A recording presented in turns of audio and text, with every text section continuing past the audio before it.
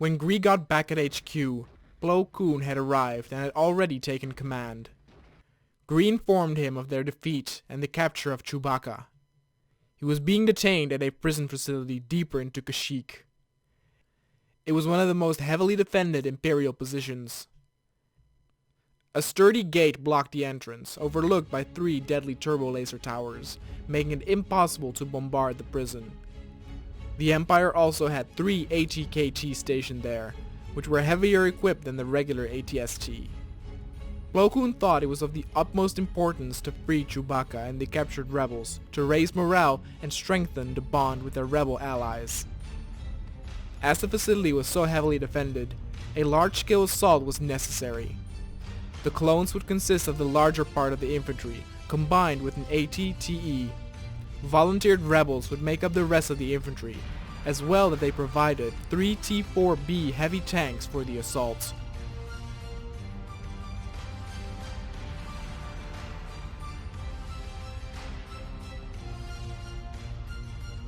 When the assault force was assembled, they rolled out to free their captured comrades. As the Imperials expected a retrieval mission, they had set up the AT-KTs at the gates, turning them basically into extra turrets. When word reached the Empire of the incoming assault group, they gave green light for the turbo lasers to be activated. They loomed high above the facility, ready to rain down hell on the attacker. One of the T-4B tanks was used as a battering ram when fire was first exchanged.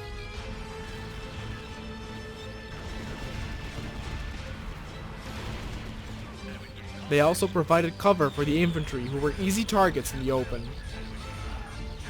Though the turbo lasers were very powerful, they were also big targets, making it possible to destroy one of them by focusing all fire on it. But the remaining turbo lasers were relentless to the rebel tanks and took 2 out quickly after one another. The broken down tank was again used as cover, as it created a perimeter to where the infantry could not advance. They had managed to take out a significant amount of Imperial troops, but the AT-KTs and towers made the task impossible. The AT-TE was slow, though it managed to give good cover. It took a huge beating as the Imperial artillery and armor threw everything at it. The infantry were ordered to blow a hole in the wall if the armor failed to do so, but the pile of bodies kept getting bigger. Check your weapons. We've got incoming. This all over again.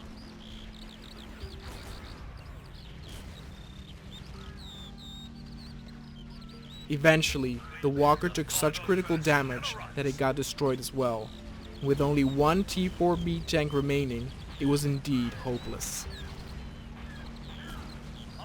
The clones at the front tank tried to fall back, but were pinned down. A final desperate attack by some infantry heading through the forest was brought to a halt. The towers continued punishing the clones who stood no chance.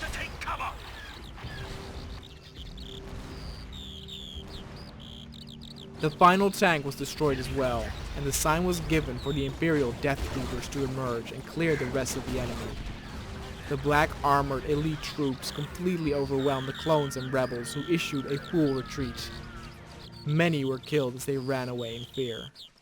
The Mandalorians, who were at that time preparing for the next invasion, had something more cheerful to attend to. It was the annual Mandalorian Blood Games, where several Mandalorians from all over the galaxy would brawl to the death for entertainment. As it was a time of war, the games were held on one of the Mandalorian cruisers, as huge crowds had gathered to watch the spectacle. Mandalore from different clans came as well to represent their house or sponsored warrior. Others just came to see the blood or wager in a bet. The audience could see all sorts of matches, like tag team battles.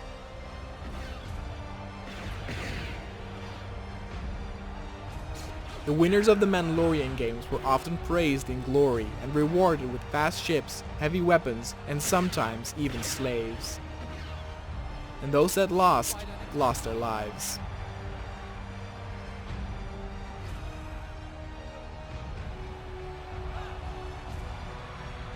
There were large-scale team matches where often family warrior clans would showcase their dominance, usually resulting in triumph for one family and disaster for the other.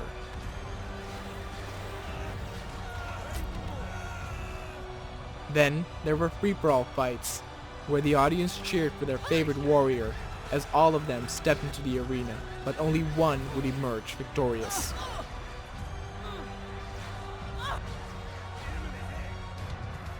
But the most popular event by far was the Rancor fight, where a group of Mandalorians would need to slay a single Rancor. The Mandalorians chosen for this event were often convicted of breaking the warrior code or fleeing from combat. As the Rancor was often the last remaining, many considered it a death sentence. After the bloodlust of the audience had been satisfied, it was time to focus once again on the war at hand. Turmoil was brewing on Naboo as the resistance fighters found themselves between two opposing factions. Queen Amidala sent out instructions to lay low for now until the situation had calmed. With the Imperials and Separatists focusing on each other, it would take their eyes off the Naboo fighters. Droids and armor were awaiting the Imperials, who had started their deployment of walkers. Amidala requested the resistance to seek shelter, regroup, and prepare weapons and gear, for their enemy would be whoever ruled supreme after the battle had been fought. When Princess Leia was informed on the failed rescue attempt on Chewbacca, she ordered another assault on the prison facility. Instead of only using brute force, this time a small party would secretly infiltrate the prison as well and free Chewbacca and the rebels. Someone with experience in the field of infiltration would be necessary. Thus, Leia requested one of her best for this task, a young rebel by the name of Jyn Erso.